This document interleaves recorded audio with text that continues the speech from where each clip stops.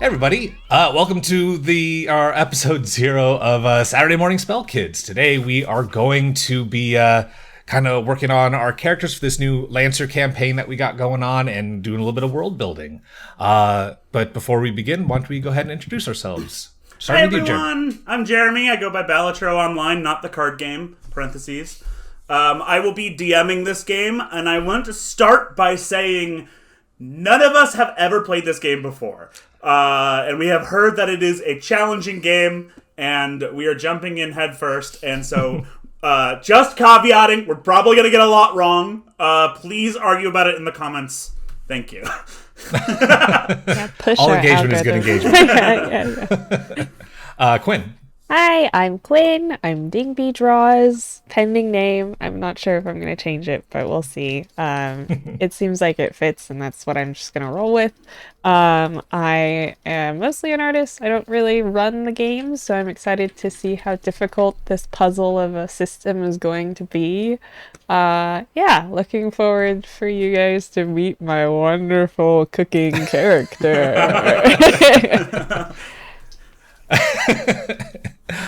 And I'm Seth, and you can find me as Noctopus on pretty much any social media. And I think that's it. So, cool. Jeremy, want to take it away? Sure. So, to begin, we are playing Lancer. Now, Lancer has a very expansive and very specific lore and world. And I am going to kind of approach it the same way that my setting does with D&D, where it's informed by, but not necessarily married to. So, we are playing in a homebrew world that may or may not be within the Lancer universe.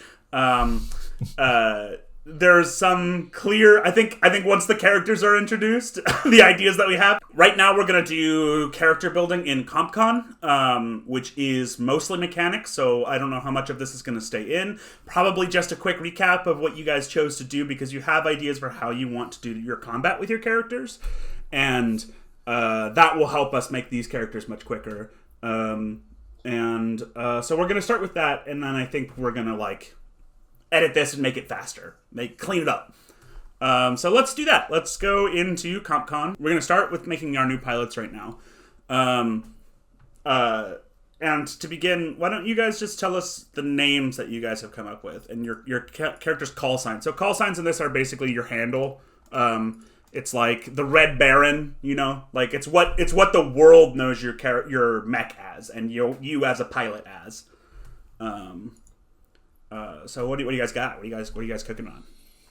I'll go first. Sure. So, do we want to already bring in some of the lore about yours? Because I built my character based on. Yeah. Why don't you just tell us a brief idea of your character, and then we can. Sure. So, my character's name is Kit, and his call sign is Breaker. He is a robot of the 404 faction, which we'll get into later. Cool. What do you got, Quinn? My character's name is Cece, and their call sign is Fish with the letter or with the number 1 as the I. I thought you were a PH. Yeah, that'd be good too. Fish. You might get a cease and desist. Real big fish. And then I didn't fill out anything else. Okay, cool. Let's jump in then. Yes, call sign 1. Background, none. Continue. So now we're going to do pilot skill triggers. So in Lancer, there's basically 2 systems. There's a micro rules light system that is based around out of mech activities. So any part of the story that we're telling that doesn't involve you guys being in big kick-ass robots and having kaiju fights is using this system. And that's the pilot skills. That's what we're going to do now. This is all very nebulous rules, kind of Monster of the Week or Powered by the Apocalypse style, where it's one roll can determine an entire scene. None of this is it's very low stakes. These skills kind of flavor what kind of person your pilot is. And also there are custom skills down at the bottom. Now, with skills, I believe you get 4 right now to pick from, and then when you guys get a license level or level up, you can either make one of your skills better to get a +3 instead of a +2, or pick another new skill. Seth, for you, I'd like to offer a skill that the 404 are going to have, which I'll talk about later. But one of the things that the robots can do is what I've nicknamed data phasing, where they basically take their robot consciousness and stick it into a different device. And they use this on Monolith. So that is a skill you can have. You can do that anyway, but that is a skill. Like, it can be hard to do sometimes if you want to. Okay, I gotcha. But that is a unique thing to you.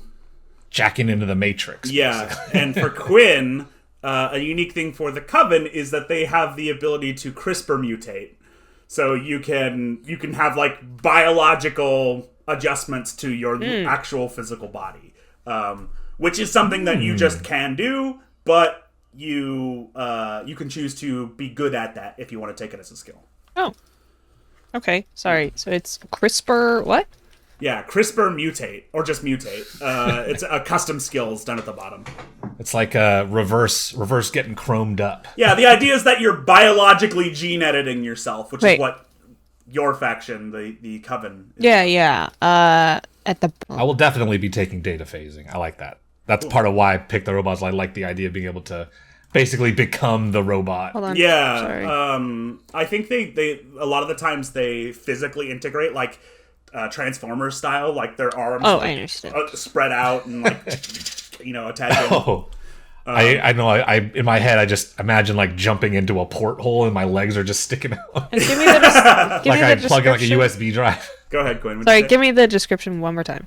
Let's just call it mutate. So basically, the description is going to be you on the fly gene edit your own body to give yourself like gene splicing stuff, various animal traits, things like that. So, so like you could mutate wings, or gain the ability to breathe underwater, or basically you can on the fly adapt to whatever situation you're in. Great. And it can be as gross or as not gross as you like. When I designed the Coven, I was picturing like horrifying Akira mutants, and then you're like, I'm gonna be a cute little guy, and I'm like, okay, well maybe there's variety. Hey, Maybe we can make you a. I don't have to be cute. I could be a disgusting little mutant guy. I mean, who didn't think Akira was cute by the end of the movie? Okay, so do we have our 4 skills? Yeah, I've got mine 4. Okay, do you wanna give me a taste? What are you working with? Yeah, so based on the way that I wanted to fight, I picked act unseen or unheard, getting somewhere without detection, so a lot of sneaking around. Assault for just regular combat. Spot, because I want to be able to see stuff. I never play very perceptive characters. And then finally, I was originally going to do stay cool, but when you told me about data phase, that one had to replace data phase for sure. What are you thinking, Quinn? Okay, just to give a little bit of context to the listeners. So Probably. Maybe now's a good time to introduce what your guys' concepts are. Well, we've kind of discussed a little bit generally what we wanted to play. And of course, me being me, I had to be a silly little guy. So I'm playing a cuttlefish that has been genetically mutated, and it just kind of went like, I'll say wrong, and they ended up keeping the cuttlefish portion of their gene splicing and not like the humanoid portion of their gene splicing. So now they're just like essentially like a fish in a fishbowl, which I think is really goofy. So that being said, my skills. And just to clarify, are you a fish with like a robot body with a fishbowl head? Okay, cool. Yeah, pretty much.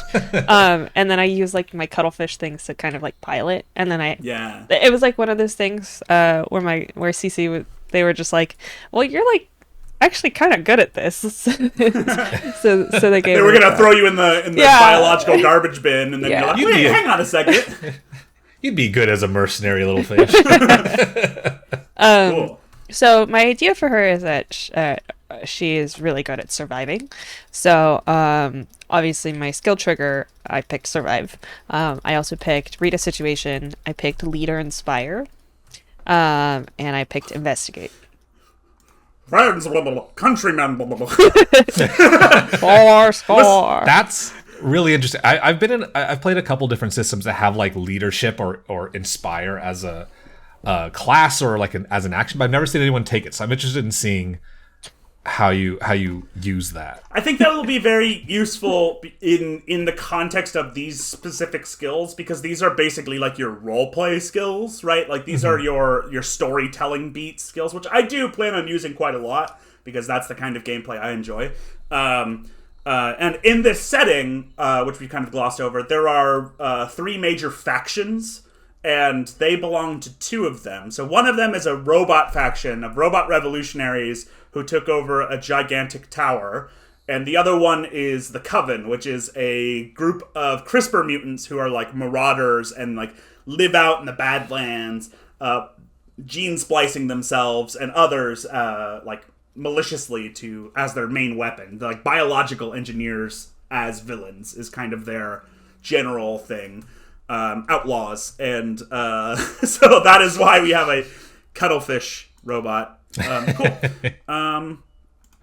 And yeah, I'll go into those more once we get to that point. But let's continue on to the next part. So the next part is going to be pilot talents. Now this represents your character's abilities in combat. So like what most of this game is based off of, like, the mech is like the vehicle. That's your main combat element.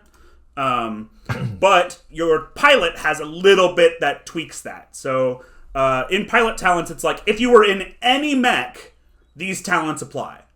Otherwise, you're like, you're like ranger or fighter or whatever, all that stuff that defines how you play mechanically in combat would be different depending on what mech you're in. So this is the stuff that is unique to your pilot based on what mech they're in. So this is like, what kind of style do they have when they're piloting mechs? And one of the things I want to play with in the setting that I've been thinking about is I want there to be kind of like a World War II fighter pilot kind of mythos surrounding ace pilots like you guys. Kind of like in, I don't know if you played Titanfall, but in Titanfall, pilots are like exceptional, right? They're very unique. And the higher your license level, the more renown you have. Like, people talk about you in hushed whispers, or your name, like you hold up the soda. You're famous in this world. So even at license level 0, we're still kind of like. I think yeah, you're definitely above a normal soldier at simply by being a pilot. Okay. But license level 0, like, nobody really knows who you are yet. You have no legend. You've gone on no missions. Mm-hmm. But if they saw you and you were in, like, a pilot hard suit, they'd be like, oh, fuck, that's a fucking pilot. Maybe one I don't know, but... So in the setting on this planet, there are famous pilots. And all of them are going to be very colorful, very unique, interesting characters that are, like... basically like player characters out there, and that's kind of what you guys are hoping to. That's the direction you're headed, right? And these are kind of inform that like mystique surrounding you. So go ahead and go through those and find ones that feel appropriate to your character. Quinn, I'd recommend Brawler. I actually already put my character together, so I can maybe talk about a little bit more about Sure. Kit while Quinn is kind of picking hers out. There's so many. So, sorry. So Kit told you mentioned that there's the 404 like robot revolutionaries, and Kit was in the revolution that took over the megalith, but he was meant to be like first wave boots on the ground, like we're gonna throw as many people, like Zap Brannigan, throw as many people at the walls as possible. Just to kind of soften up the defenses a little bit. Kit managed to survive that, but because he had this propensity for accidentally destroying things, he got the call sign Breaker. And after the revolution had been won, he kind of picked up sort of a low-tier position as like package delivery. He's kind of multi-purpose, but in general, he kind of like just runs errands, basically. But literal Amazon delivery drone. Basically an Amazon, like a bipedal Amazon delivery drone. He's got like a lot of like exposed hydraulics and wires that he's a little self-conscious about. So he does wear he does wear like a bomber jacket over it. Not taking no inspiration from FLCL for the people who liked that show, which I loved. He's got kind of like Lord Conti vibes. But he's generally a happy person. He's, I would say, kind of got a little bit of sort of general anxiety. But he's definitely like a lower status character. Kind of gets pushed around a lot. Okay, cool. And I can let's do you have an idea of what you want to do now, Quinn, or do you need a little bit more time? I can talk a little bit more. No, feel free to talk more. Sure. I'm cooking. Okay, no problem. Yeah. So let's talk about what the 404 are. So the three factions are multi-billion members strong, and they are essentially the three world governments of this planet. Now, this planet that we're starting on is going to be much smaller than Earth, just for my sanity.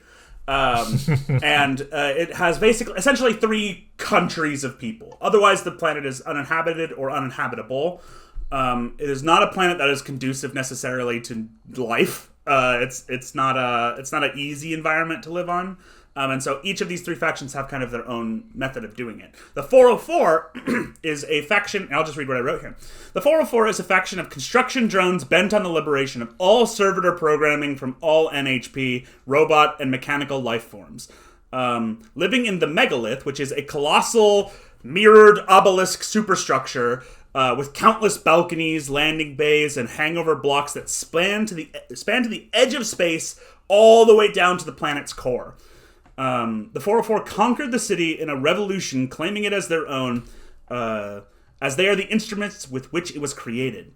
They have opened the doors to human life again after some time, but there is no doubt who are the masters of Megalith. Many of the 404 integrate directly into their mechs, and they favor the use of drones, turrets, and traps as their primary form of combat. And so essentially, this is... Imagine the biggest possible pillar. That is what Megalith is. It's like the Line, that Dubai city, but turned vertically. Yeah. Oh, yeah, I know what you're talking about. Yeah. And it is completely controlled by robots. Though the revolution happened some time ago, and now they are friendly again. But they are, it's clear that they are not gonna let go of control. Even though other people, they're now a society and they let others in, they are 100% in control of Megalith. When you say some time ago, what do you mean by that? Are we talking like 10 years ago, 100 years ago? I hadn't decided. I kind of figured I'd try to get an idea of what... Just kind of vibe it out. Yeah. I'm just wondering if it's like long enough such that maybe a lot of people have forgotten about it. I think it's long enough that it's like a generation, like my grandpa talks about it sometimes. I like the idea that it's long enough ago that robot xenophobia is not a feature of our game. Yes, okay. There's no like anti-meatbag rhetoric, right? Like, gotcha. No robo-racism in this adventure. Just regular fleshy racism. Yeah, I think I want to say it was long enough ago that there are definitely people alive who don't remember it. So, and robots live forever. So I don't know. I think as our representative of the robot people, it would kind of color your character as to, because you were in the revolution, how long ago it was. I'll leave that up to you to decide. Oh, okay. Do you want me to do that now? No, you can think about it. Okay. You can think about it as we continue on. And you had mentioned to me, Seth, that you want to do a sniper guy. Is that still the case? I am doing sniper with drone support. Cool. So the three talents I picked: crack shot, infiltrator, and drone commander. So crack shot is for more accurate weapons fire, infiltrator for sneaking around, and drone commander so that I can maybe put down some drones to support me while I'm firing. Very cool. And there's a lot of support for that in this system, which is really cool. I haven't seen a system with as quite comprehensive like minion mechanics as this. They're really, really neat, and I'm excited that you're gonna play I as well. love a minion. Love a minion. When they say banana. Oh my gosh. Yeah, there it is. All right, there. That's what they are. I'm going to put out DreamWorks' famous franchise icons, the Minions, as my drones. The only thing to survive the revolution Minions. was Despicable Me and its related It products. really colored their culture and their community. Okay, cool. Okay, so What are you thinking? So CC is my allegory for disability. So I want their mech to be the complete opposite of what you think a cuttlefish would be, which is a very tanky, a very brawlery kind of mech. So I went Vanguard. Typical, I know. I went Brutal, Brutal. and I went Brawler. A brutal Vanguard brawler. Cool. Yep. So the idea is That gives us a good I rush into the front line and I just beat the shit out of everyone, which I played in Seabash. Yeah. And I realize that now, but it's different. Oh, shout out our Cyberpunk game. I'm wearing my sandwich. Yeah. I'm also wearing a sort of techie-inspired t-shirt, I guess. I can't wait until we're captured and they open up your pilot hatch and it's just a little fish. Like, where's the pilot? Oh, I this also must be imagine- another robot. And they just rip your robot body. Someone take care of this cuttlefish. Put them in a different mech. I imagine, and this is my headcanon, that CC's mech has like RGB cooling systems that you swim around. Oh my god, it's like the That you got all internals. the- I got like the Yeah. hamster tunnels. That's Yeah, pretty you got cool. that go from Yeah. area to area. Yeah, ram you can sticks. input my little sketch of my mech over right here. here. Yeah. Right here. Somewhere Right here. Right over here. Or All right, Put it gotta- right here. Future Seth is sighing and crying. So now that you have your character, you should go back into your pilot roster. Do you guys see that? Yeah. Click on your character, and Okay. then go down in the bottom. It says Dossier, Narrative Profile, Bonds, Tactical Profile, and Mech Hanger. You're going to click Mech Hanger. And you're going to do Add New Mech. You are starting with the Everest. That should be there at the top. And then you can name your mech. I have named mine 3, Dusk. 4. Dusk. Kitten Dusk. I don't know. You're gonna I have was to give me originally a second. I was originally thinking maybe I'll name it Barrel, and then my name would be Lock, and my call sign would be Stock. Lock, stock. Very, Nightmare Before Christmas core. Yeah, but did I want to sit with the pun for that long? I don't know. This is a long game. I'm gonna call it the Green Star Green Star. I like after Green one of the hardiest corals. Star. Ooh, very cool. I've got a theme going for me. Fish theme. If you hadn't figured that out. So you have operator notes, no data. You guys are seeing all this. License required. Initiative. Down towards the bottom is equipment loadout. That's where we're going to start. So you got your main weapon, your flex weapon. So your main weapon is going to be your biggest, like, sword or gun or whatever. Flex weapon is usually something that you can use in your offhand, so like a small weapon. Heavy mount is like artillery or a really big one. Yeah, I got a mortar. And then down at the bottom is systems. Systems is going to be everything that is unique. It's basically the like sneak mechanic, all that stuff that makes a character specific for a TTRPG. That is usually nested under systems. And this is essentially how your mech is dressed. Now, this can also be changed, and it can be changed anytime you aren't on a mission. So this is a mission-based system. It assumes that you have an objective. You as a group prepare for that objective. Then you go and try to execute that objective. Long Part of the rests, loadout, yeah. basically. Long rests in this system are anytime you're not on a mission. During those times, you can repair your mech. You can print a new mech. You can swap systems. You can change resources, which is something I'm excited about to play with. And social stuff. So that's when we're going to be in the pilot skills tree, basically. I think if you will allow, I probably will. I would like to do the tactical melee weapon, but I would like for it to be the tail of my mech. Ooh, you want to flavor it? Okay. Yeah, kind of like in what's that? Very Pacific Rim, the guy who has like the chainsword. For sure. But I want it to be my tail. Oh, so it separates and oh, that's cool. That's dope. You know? I want to say that there is additional arm. Maybe it's manipulators. Yes, you should take manipulators. It gives you an extra set of limbs on your mech. Where is that? It's under systems. Oh, okay. It's one system point. Your mech has an extra set of limbs. They are too small to have any combat benefit. Maybe that's not what I'm talking about. There are options for kind of what you're describing, but we can justify that for now. I'm not going to be too hardcore as to like the vision you have of your mech. I love that custom paint job as an option, and it's actually like a tank that has thing. a mechanical advantage. My favorite thing about it is that it gives you like a 1 per mission ignore damage, and it's like it scratches your paint. Your paint was so thick it propelled bullets. Antimatter paint.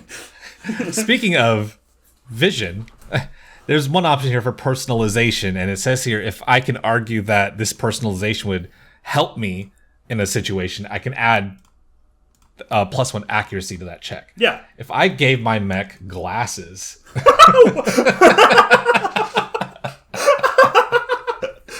Why? Just, You're a robot. That's insane, by the way. It's like they look like glasses, but they're 2 like satellite dish sensors. Wow. It's just like a built-in scope. That's dumb as hell, and yes, you can do that if you want to. Thinking about it. But here's the thing. Remember, if I did that, it has to get drawn at some point in the future, and you're going to have this big kick-ass mech that are fucking... his glass is going to be the worst thing that's going to appear on that. Oh, boy. I'm gonna have another bully mech who like grabs him and smashes him. Just smashes him. He's got the jock mech of the giant robot high school. Now, here's the thing. If I did that, I would be arguing for that +1 accuracy check every attack that I ever do. I'll do something a little less. If you want to argue with me every single time you do an attack, that's gonna be the show. I know it's like these are my ratings that I'm dealing. I don't necessarily want to fly. Mm-hmm. But can we do a type 1 like dig system where I can dig underground? And Interesting. I think that's kind of cool. So there is the jump jet system, which it's like you get a burst of flight for the entirety of your movement. You ignore, structures and ground and everything, but you have to land on a flat surface. I think it could be interesting if we reflavor that to be like a burrowing reverse system. version of it. The requirement of that at this license level until we get something more akin to flight, I think I would have to say, because we're still relatively low level, that it would require you to be surface at the end of your movement. So instead of being on a flat surface, you have to come up from underground. I am down. And I think a limitation I would put on that is you can't burrow through like hard rock surfaces. So like soil, earth, loose rock, but not like concrete, Yeah. Okay. Bunkers. So what can What would I that burrow look like? through? What can I burrow through then? Earth, Dirt? the ground. Oh, Yeah. Water? Anything on the ground. I'm saying like bedrock, like okay. really compacted, rules. really compacted soil would probably require a higher license level. But like you can't burrow through like a wall. Okay. Of a base, like a reinforced structure, maybe concrete. Maybe I think you could argue it. What do you think, Seth? You probably got the turret drones, I imagine. Of course, I got the turret drones. Don't you worry. And then I got 2 pairs of glasses. I got 2 of those. No. Wow. I got the like the turret drones. like the sunglasses that come down like Oh, please. These are polarizing glasses that change the sun. polarizing mech. They're like the size of like TVs. I got the turret drones, smoke grenades, the pattern A smoke charges, and then the pattern A Jericho deployable cover. Cool. Yeah, I like the idea of having like, I want to be as self-sufficient as possible while Quinn is off doing her thing, because I'm playing a sniper build, and Quinn's getting up in their face, which means I'm going to be alone. And I'm like, I need a house, and I need friends, and I need a big gun. You're like literally building like a structure. Setting up my farm. Jericho. I'm playing Stardew Valley over here while you're playing Mega Mart or whatever it is. Okay, Doom. cool. What do you mean? Cool. I think that's all for mechs. I don't think we need to go into your weapons. I imagine. Did you guys take heavy weapons at all? I didn't see any like sniper rifles. I thought the closest there was the assault rifle. So I don't know that we get access to there are I think 2 different chassis that you get later on that are like sniper rifle focused and themed. So right now it might be that your character hasn't quite been ranked up to, he hasn't been trusted with a sniper rifle yet. Right. Sniper rifles in this game can get pretty crazy, and there are also like artillery sniper rifles. I want the big. Have you heard of the Apocalypse Rail? No, I haven't looked through all the equipment. Oh my gosh, there's some videos online of some of the chassis that if you're feeling fun. frisky, you should Like watch. I'll send them to you. But one of the mechs down the line is the biggest mech you can get, which is really just a mount for this one cannon that's off its shoulder, and it is a spaceship mounted cannon, like orbital launch cannon that shoots down at planets and other spaceships that they shrank down and put on a mech. It's called the Apocalypse Rail, and essentially it takes like 3 turns, but then you vaporize anything in front of you. Hell yeah. Okay. Can I put a silencer on it?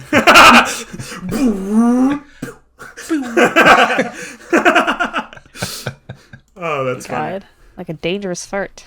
I will say It takes like 6 days to load. I will say, if you guys are min-max style players, if I have heard, this might not be true, but I have heard that the heavy machine gun is considered just the objectively best gun. In that case, I don't want it. That's what I saw too. I was looking it up, and people were like, don't want heavy it. machine gun, it's the best, it's the best. I'm like, then I don't want that. It's the stealth archer of this system. It's the same thing as the assault rifle in Cyberpunk Red, right? Like, it's like, it is just better than everything else because it is the standard, so most people use it. So it's less specialized, it's less character, but it is just really good. So if you want if you want to not think and pick something good, that's your choice. I love thinking. Thinking is my big fan of thinking. So wait, do we pick a main mount, a flex mount, and a heavy mount? You can. I believe. I believe they cost system points. Let me check. Oh, yes, do they? Oh no, they don't. Okay, so yeah, you pick one of each. Oh, okay. Yeah, I took the assault rifle, pistol, segment knife, and a mortar. That makes sense. System points are for your systems. So yeah, just like if it's beginning weaponry, who cares? Yeah. Just something to to put somebody down. Yeah. What happens if I pick 2? 2 of the same weapon? You can do 2 of that weapon's attacks. In this system, multi-attacking on your turn is pretty common. A lot of mechs have extra arms. Now, most people do like 2 or 3 attacks a turn. That's pretty normal. okay, my question for you is, if I go 2 tactical melee weapons, can my tail split into 2? But if I attack with both of them at once, it'll do more damage?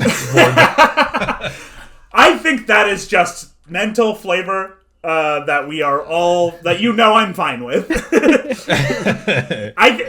cooler you guys look, the more fun we're gonna have. So yes, the more fun will be when he kills us. I think it's funny that your main arms are your tail. I have tentacles. Yeah, like pseudopods. Cool. That is your mech. One of the main mechanics of roleplay rewards of roleplay is resources. So resources can be applied before your mission, or they can be given to you in drops during your mission. So like you can get ammo to re-up your per mission systems, or you can swap a weapon if you're like, oh, my tail sword is just absolute ass against all of the enemies we're fighting this mission. You can call in a resource to swap that out. That's useful. Yeah, there's a whole list of resources you can collect, and those are roleplay rewards, and NPCs can give you those. And I am adding in, because we're only 2 players, and with a fluctuating guest, I am adding in NPC allies as resources. Ooh. So if you guys meet somebody, especially other Lancers and other ace pilots, you can, cozy up with them and get their call sign. And if get them. Yeah, so you can basically, my idea is that you can actually like summon them or Titanfall them in to show up and help you throughout your missions. Now that will require a pretty high level of favor from them. They're probably more likely to give you ammo or weapon systems, or or like intel, stuff like that, before they're willing to like show up and fight on your behalf. But that is something I want to play with. I want the NPCs to kind of feel like important to your characters, and you want to cozy up to these people because having them around elevates your group as well. Is resources in that's sort of like, so it's kind of an anomalous resource, right? It's not like a hard here's a data pad that will call in 50 units of ammo. It's actually a little bit more specific. There is I can find it in the book. There is a list, but I am going to add homebrew items to it. Okay. But yeah, so like you can be like, oh, this is the kind of resource I am looking for during this downtime between missions, or like you can have an idea of what kind of mission you guys are going on next. And I don't know what the missions are going to be. I don't even know the story yet. We're going to figure that out in the world building thing. But eventually it'll all get justified, and it'll make sense down the road. Okay. Are these resources something that can stack? Like we can have multiple, or is it like advanced, or like a inspiration where you can only have one of it and it's there until you use it? I don't have a good answer for that as of right now. I'm not 100% sure. I was just wondering if we could save so many resources that we'll just call in a strike team. I don't want to do that. I don't want to do that because then I know you, Seth. What you're gonna do is you're gonna save them all for the final fight. Yeah. you're gonna Skyrim it, or it's like you're chugging potions and eating every meal of cheese. Just like get like a beer hat of potions. I think it is limited by mission, and I believe this is something that one of your attributes can adjust. But I think resources is a really cool mechanic for this system, and I do want to play with it pretty heavily. Yeah. So yeah, there's resources. Here's just like some general ones. Access to a place you couldn't go otherwise. Backing, political support or leverage from a powerful figure. Supplies, a disguise to cover your identity or mask your signals. Diversion, so something happening somewhere else. Blackmail, a reputation, safe harbor, tracking, and knowledge. So these aren't necessarily... There's 2 kinds. So that is intel resources. Then there's mech equipment resources, which is ammo, rented gear, extra repairs, an additional battery, a deployable shield, a redundant repair, a system reinforcement, ammo, boosted servos, and jump jets. And that is the list here as of like stuff that NPCs can give to you. Okay, I thought these were all like in the field, like armored core that were about to go into the boss. Yeah, they are. Well, you said one of them was like a disguise to get into place. I'm like, oh, so I get like a tuxedo for my robot to get into the party. Well, I mean, kinda, right? Since there's in this setting, there are 3 major factions. I imagine their mechs look pretty dramatically different. So, like, having your mech be clearly 404 designed could be limiting. So, like, having like a cloak that you like magnetize to your mech's chest, and it like gives you a chassis like hologram that makes you look a little bit different, or like a quick color paint shift to make you look like a different kind of mech or something. Could be useful. Yeah, that sounds fun. I like that. Yeah, very cool system. Also, I'm gonna change a couple things. Okay. Now that I've cooked a little longer. So I'm changing my talents. I'm a Okay. juggernaut. I'm a juggernaut hunter brutal.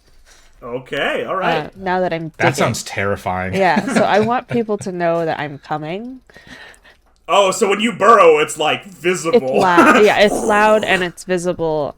So yeah, and then I changed my name to Tsunami. Like my next name is Okay. Tsunami. All right, we're narrowing in. See, that's what I want the session 0 to be.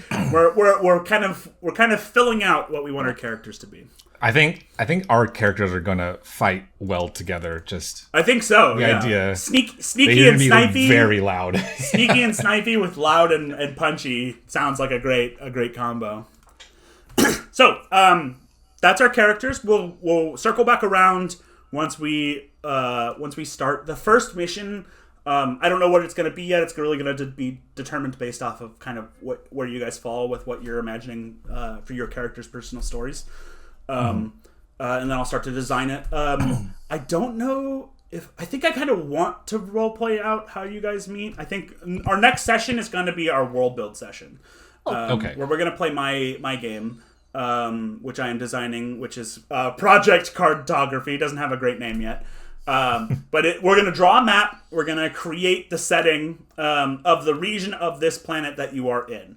Now, the one thing I definitely want is I want all three factions to be represented in this region. So the factions have multiple countries they control, and like multiple regions of the world belong to those factions. But where the story takes place, where the most Lancers are, is going to be kind of like a nexus area, right? Like the closest border of all three, like a triangle of all three, right? Where the most conflict takes place. And that is like the hot zone. And that's kind of where our story is going to start. And that is what we're going to flesh out in the world building game. So let's talk about the setting. I'm going to read what I have here. So we're starting on a planet that is extremely non-breathable, acidic atmosphere, defined by a constantly moving megastorm of acid rain. The rain has carved deep ravines into the rock surface of the world, breaking the surface up into deep canyon rivers of acid streams. The landscape is made up largely of rocky outcrops and rolling hills covered in tall, rolling grasslands of a species of plant that has specifically adapted to this planet. That dies and comes back with the acid storm. This acid storm I'm imagining kind of like the eye of Saturn, like a never-ending storm that just kind of roams around the planet. The seasons on this planet are very much defined by where the presence of this storm is. The further away, the more plant life comes to be. This plant all has adapted to this. It's very normal. So, most of the time, I'm picturing the landscape as being very mech anime opening sequence, where it's like Miyazaki green hills and big rocks for cover and like busted, blown up mechs. But it's like serenely beautiful, but also like clearly war torn, right? When the storm comes in, though, it gets to final season battle with the boss, where everyone is like, you got your blades out, your mechs are all beat up, and like there's like a green lightning striking down, and corrosive like acid spilling over your mechs. Yeah, that's kind of what I'm picturing, and we'll flesh that out more. That's our starting point. Let's see. The plants quickly regrow after the storm, and there are 3 cities. These 3 major cities. There are other people that don't belong to the factions. The factions are the main groups of people, though. And the reason the factions are so powerful on this planet specifically is because they are the only 3 groups that have off-world access that isn't personal transport. So, all trade, all goods, all supplies from the greater universe has to go through one of these 3. And all of them are vying to be number 1. To basically cancel out the other 2's access to off-world. So the 3 factions that we have are the 2 that you guys know about, which is the Covenant and the 404. The 404 has access to space because their tower just goes to space. It's so big, the upper levels of the tower literally leave the atmosphere. And the megalith, if you like looked at the zoom out of this planet, like Dragon Ball Z style, the megalith is visible from space. Like it has adjusted the tilt of this planet. It's so humongous. Wow. It's a megalith.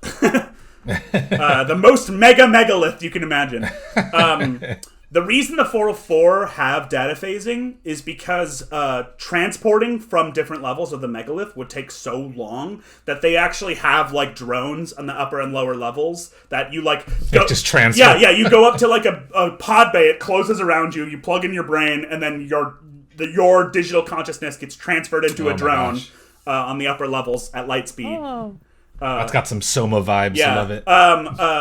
And one of the important things is that the uppermost and lowermost levels of megalith are only accessible by the 404. Humans and outsiders basically, since they can't data phase, they can't access those levels. And that's one of the question mark mysteries that might be worth looking into. Does AI run this planet? Just a quick cue. There is a NHPs in the system called they're non-human persons. Basically, they're copied digital consciousnesses that have all taken on the aspect of various Egyptian mythos figures.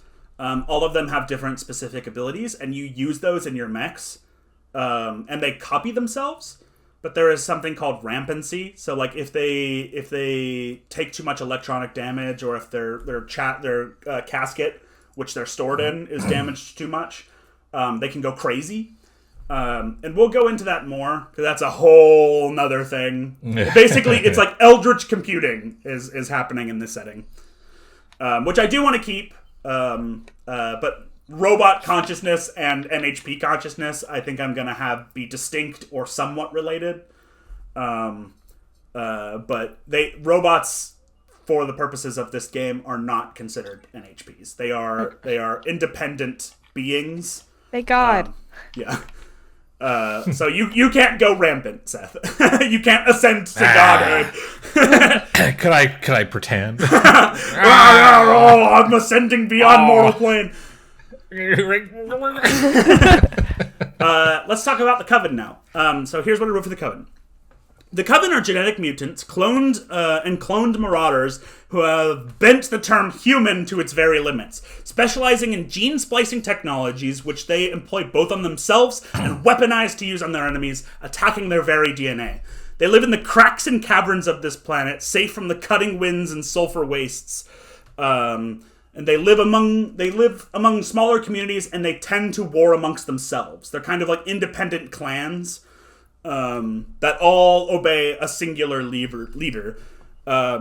Their leader is an enigmatic lancer whose call sign is Granny, who rules over them from her tower, which is an illegal space elevator that has been erected in the sulfur wastes. That is like, it's like rings of carbon fiber filaments that go up to a large space station that connects down to the surface.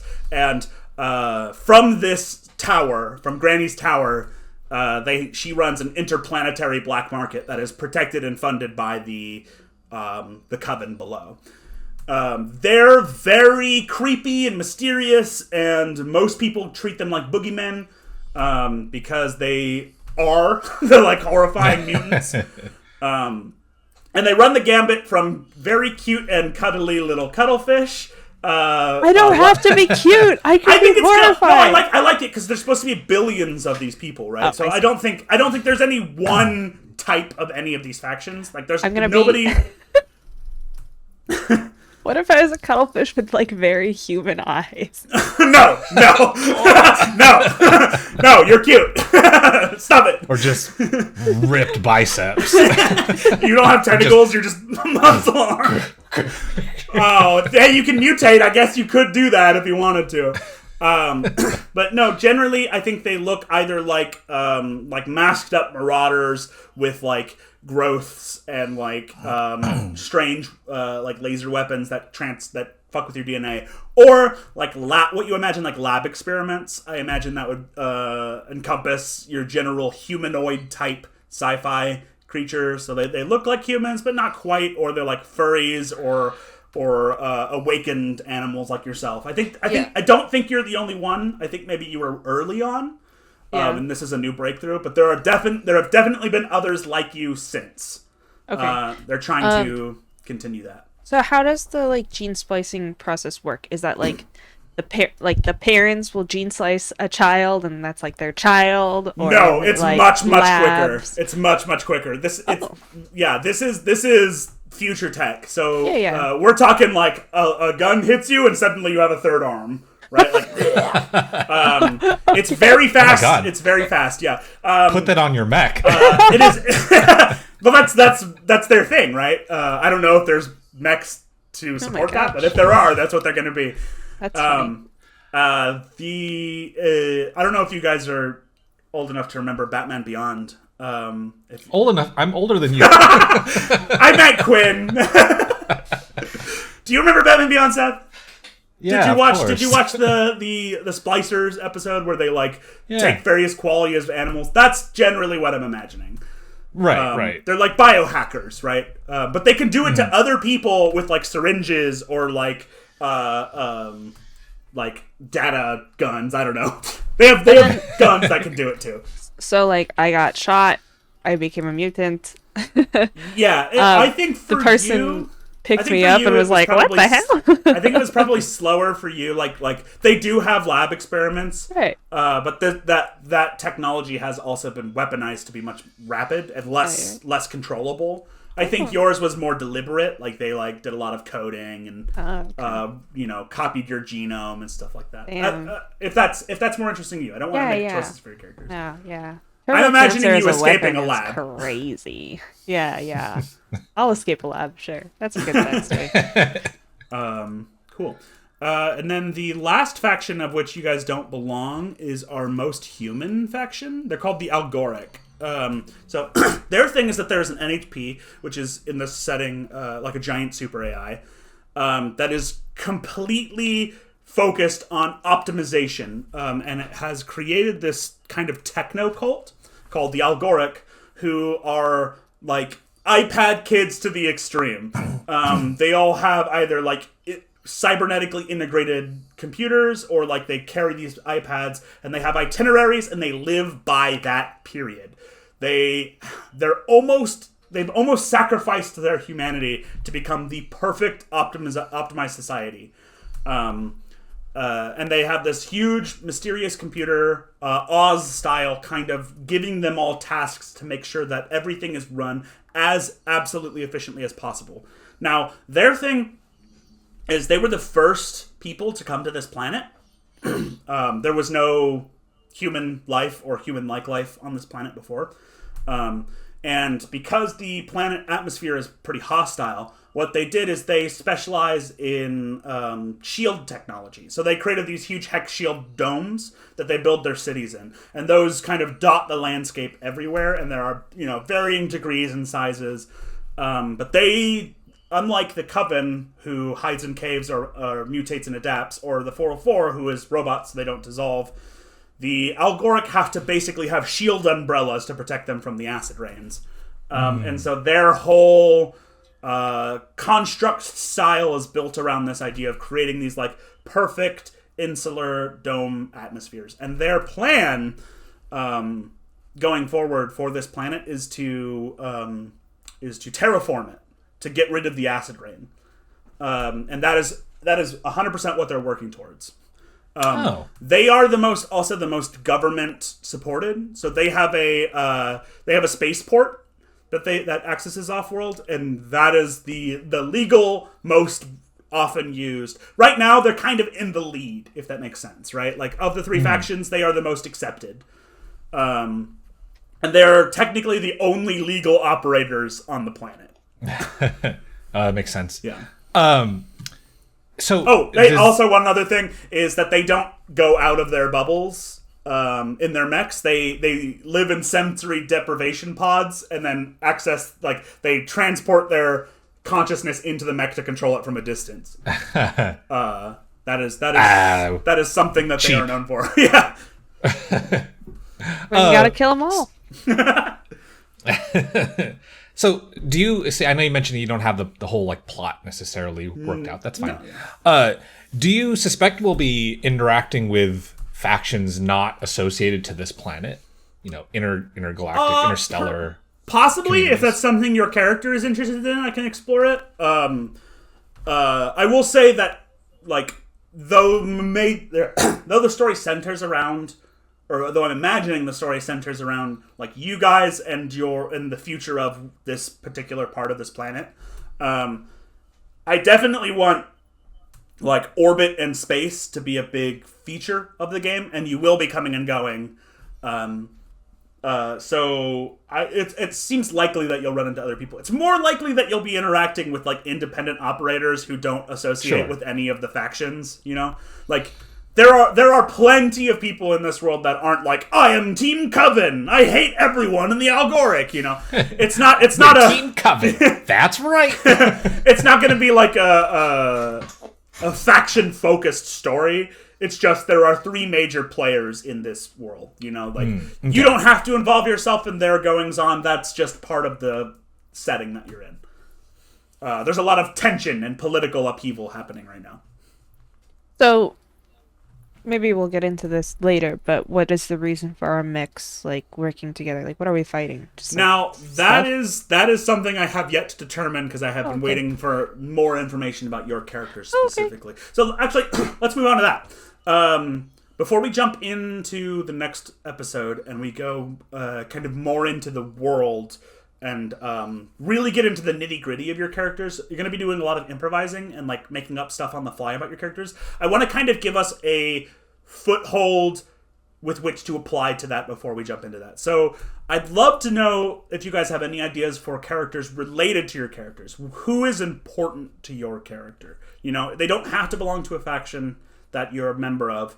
But, like, I'm imagining, like, you know, obviously you're a robot and a cuttlefish, so, like, who are your parents is tough. But, like, I do not want to tell a story where you guys have no worldly connections. I want you all to have people that are important to you from your character's history.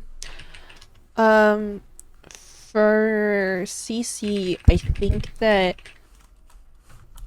that it would be interesting if she was picked up by, like, some other mutants that have formed a more, like, feral mutation. Oh, kind of like animalistic? Yeah, more like, you know, like the classic, like, human raised by wolves kind of story, which is why she's so good at, like, being a predator despite herself being a prey. Are cuttlefish prey? I always assumed that they eat. They're both. Oh. Yeah. They're both. She really hunkers down on her predatory instincts, but, you know, she's still a cuttlefish, so she's, like, small. But anyway, so maybe she, like, learned from those predators how to fight a little bit better, and during, like, the bright days in her goldfish, they would, like, take her out and, like, walk her around, and she would, like, have them pick up, like, the destroyed mech parts and kind of slowly build her, like day-to-day mech form before she started to build out into, like, the larger cool. mech. So you guys were like animalistic scavengers? Yeah. That's cool. Crawling up from the crags. Right, and maybe, like, kind of like, I don't remember what movie this was, but they, like, go and they search, like, the like leftover ruins of these places and scavenge for parts to sell and, like, marketplaces and stuff. Okay, cool. So you had like a community of people. Yeah.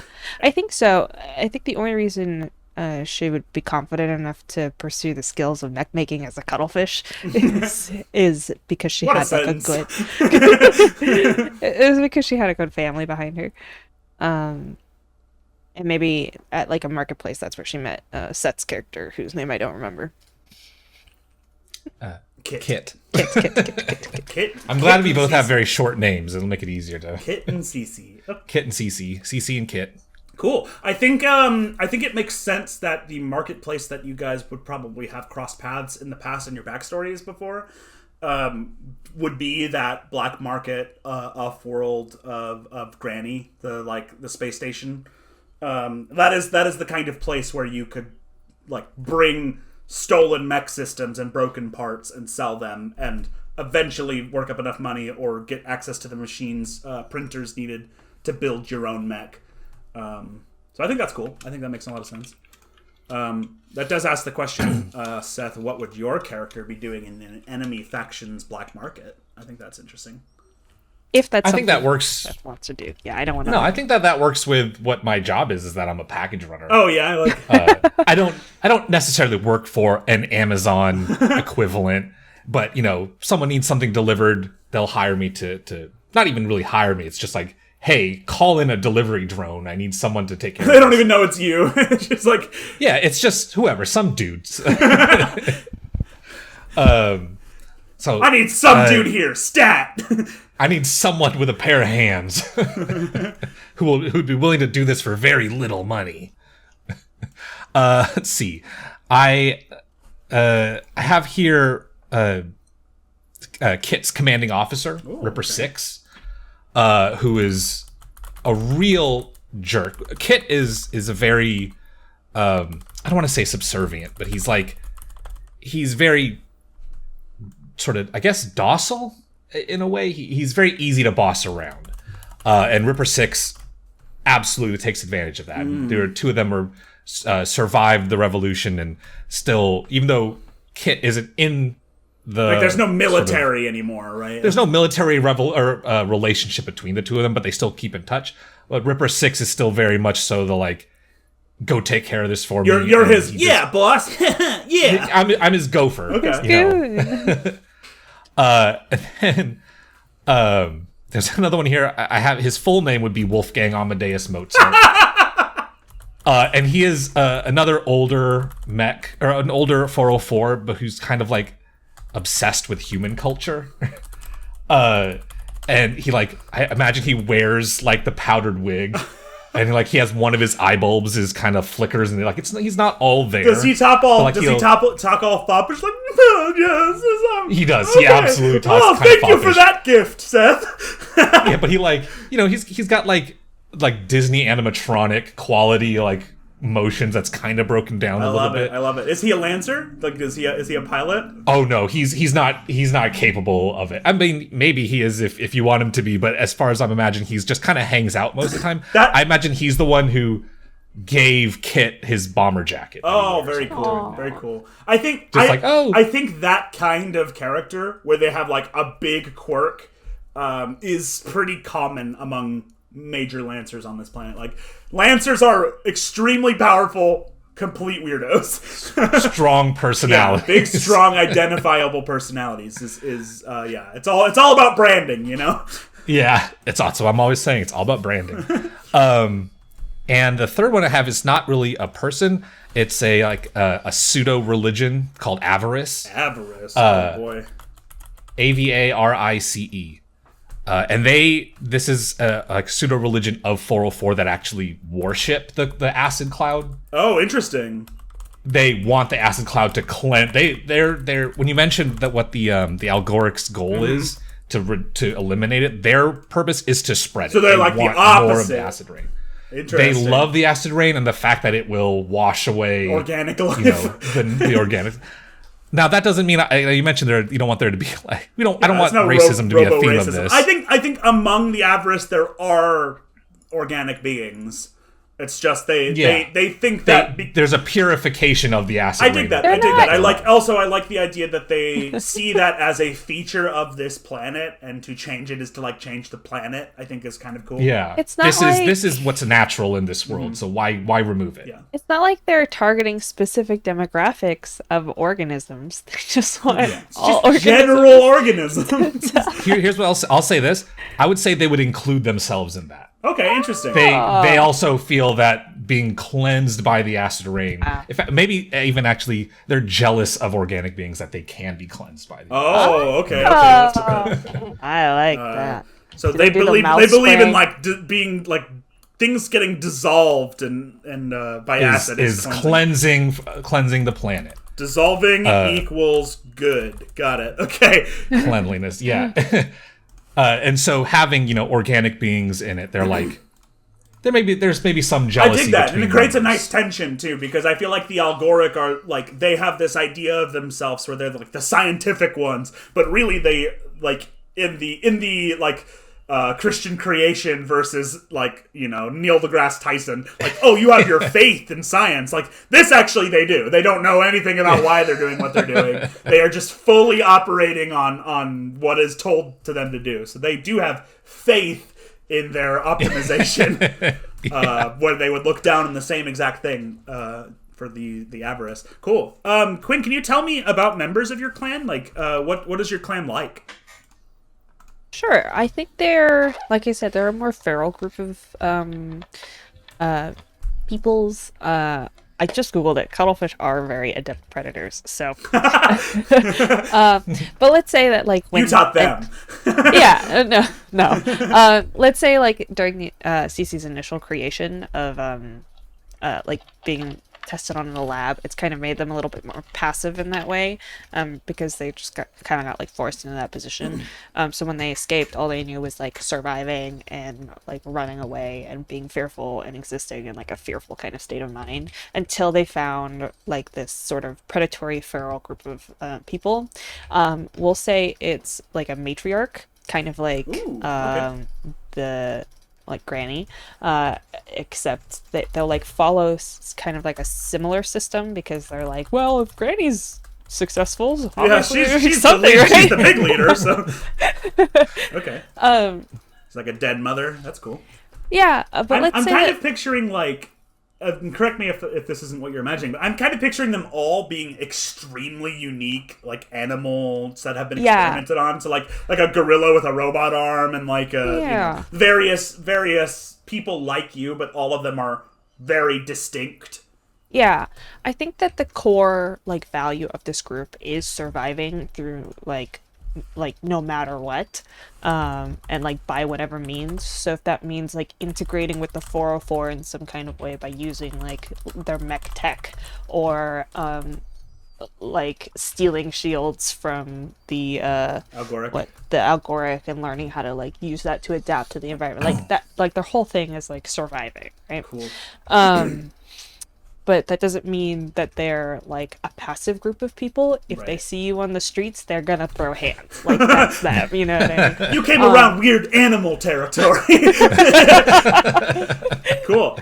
Would you say all trying to like snap West Side Stories? Yeah. Like among we also all sing. among the That's right. This is a musical clan. Among the clans of the covens, or of the coven, would you say that they are a more successful or less successful clan? Like, it seems kind of like they would be less successful if they're, right now, their full, like, community focus is on just getting through. I think that they're, within the coven, they are unsuccessful, but they are what the other clans call the boogeymen of the coven. Oh, okay. So they because they're so aggressive. Gotcha. Yeah. So they like you'll do like raids on other like crags and caves and stuff. Guys will raid Shadow Legends, other clans. Like brought to you by mortality rate high, fatality rate also high. Also high. Pushing the big numbers. Yeah. We're raking in numbers. Cool. Right. But they're like a guerrilla warfare kind of. Literally. Yeah, literally. But I think it'd be interesting if most of these mutants have like the foundations of most of the people in this group are all like the big predators. So like tiger mutant, gorilla mutant, like the big people things that people are typically scared of, and then there's just cuttlefish. Yeah. Okay. So you're the shrimp in the group of big monsters. I'm the shrimp. Okay, yeah, I'm the cool. shrimp. I'm the one that goes, you better watch it, because my brother's gonna come and beat you. But you got like the biggest, meatiest mech. Yeah, that's actually a great question. I'm kind of picturing them not having access to a lot of mechs. Mm-hmm. Like, and I like the idea of, since they're like feral and animalistic, of like them being the kind of mech fighting community that has like a big mech with a bunch of dudes with spears hanging off of it. And, like, so doing a lot of jockeying, jumping between mechs. I think mech to mech combat. I don't have like a solid reason why they would pick up such a small shrimp. I think they like maybe were like inspired by my ferocity to survive. That they were like, "Fuck it, we're taking the shrimp."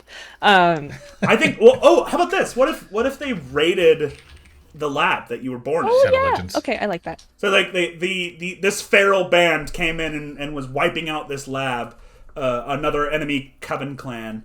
Yeah. And they were just taking whatever they could, and maybe one of them, they say like we could have like whoever you're closest to, like the one that's most important to you is the one who is like smashed open your bowl and was just kind of like watching you flop on the ground, and then saw like the intelligence in your eyes and saw something in you. I think that could be really cool. Yeah, I like that a lot. And I also think it'd be interesting if all of these guys recognize that I needed a little bit of an edge. So they basically funneled all the mech parts that they scavenged to me so that I could be on like an equal playing field as these other I like that. big Equity, dudes. yeah. Oh, Right. yeah. Equity, and they're your community uplifting you. It continues Right. the allegory that you were talking Right. about. And in that way, like maybe I'm the big mech that they like have the spheres on and stuff. But I figure because she's a cuttlefish, she doesn't have a voice, so she has like an AI translate, like Stephen Hawking style, like Cool. I can't wait for you to roleplay with that. Oh, boy. And like because of that, she communicates with like other groups or like helps do the trades in like the black market and stuff like that. Very cool. Yeah. So she has like a universal translator for her talk box. Now, I was like going back and forth about the idea of adding some voice effects to my character because I am a robot. Would you want me to consider that for yours also if you have a sort of a speech to text or text to speech kind of translator? I'm going to say that AI is so good that it just sounds like a normal girl. Sounds like your voice. Yeah. I think it would be fun if she had some kind of quirk to her voice. So that I like when you guys give quirks to your characters because then we can tell when you're talking as you and as your character without you needing She'll to be be like, Australian. out of character. Oh no! She's space Australian from way down under. Well, I mean, I wouldn't be using voice mod. Voice mod. We know how many problems I've had with voice mod in the past, so I don't mind. would be I don't doing this mind as if a post processing. If you think you can do it and it's listenable for our audience, sounds great. I think what would be really cool if it isn't too overwhelming of a soundbite would be if she had like multiple voices talking at once. Stereo. Just kind of like configuring all the different kinds of AI into like one voice. Okay. Because she's like the voice for her community, right? So. You're gonna over. Ooh, I like that. Like, I like that a lot. That's really cool. They lent their voices to the language model that became your voice. Yeah. That's cute. I like that. Okay. Is there anyone in the clan that you would like to maybe? I mean, you can think on it if you like, but I think that there should be a couple of members that you are closest to, like. In the tragic moment when the clan gets wiped out in season 2, to get you back emotionally invested, the one that you pick up and go, no, you're the one who picked me up. Is there anyone like that for you?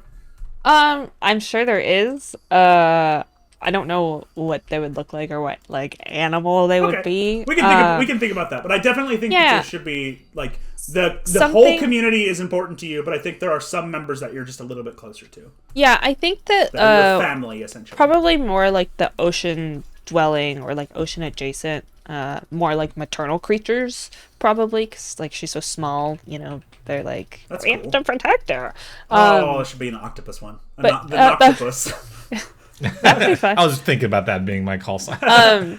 But also these people have probably told her stories of like oceans and like what it was like to be at sea and like the deep vast like comfort of like the dark and being so small was like actually an advantage there and like it like gives her hope to kind of like maybe one day I'll leave the planet and be able to see like where I come from. Yeah.